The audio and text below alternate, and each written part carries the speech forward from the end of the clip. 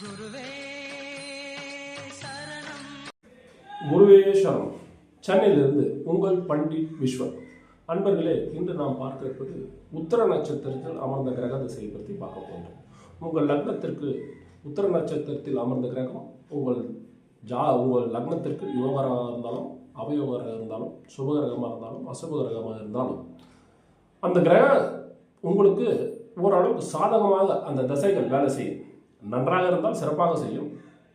பாதகாதிபதி இதுபோல் வரும்போது ஒரு 50% ஒரு சாதகமாக நம்மளுக்கு வேலை நாம் செய்ய வேண்டியது சபரிமலை சாஸ்தாவை வழிபடும் போது நிச்சயமாக உங்களுக்கு உத்திர நட்சத்திரத்தில் அமர்ந்த கிரக தசை உங்களுக்கு சாதகமாக வேலை செய்யும்.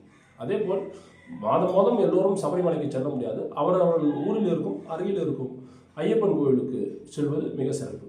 அதே போல் பெண்களாக இருந்து அவர்களுக்கு இந்த உத்திர நட்சத்திரத்தில் அமர்ந்த கிரக தசை நல்ல சாதகமாக வேலை செய்ய சபரிமலைக்கு செல்வோருக்கு அவர்களிடம் ஆசீர்வாதம் வாங்கும்போது அவர்கள் இருமுடி வைத்திருப்பார்கள். அந்த சமயத்தில் ஆசீர்வாதம் வாங்குவதும் அவர்களுக்கு உங்களால் முடிந்த உதவிகள் படுக்கை, அதாவது பெட்ஷீட்ன்றுவாங்க, அது வாங்கி கொடுப்பது, உணவு வாங்கி கொடுப்பது, அவர்கள் போக வர ஏதாவது டிக்கெட் செலவுக்கு உதவி செய்வது, இதுபோல் செய்வதும் உத்திர நட்சத்திரத்தில் இருந்த கிரகம் அமோகமாக உங்களுக்கு வேலை செய்யும்.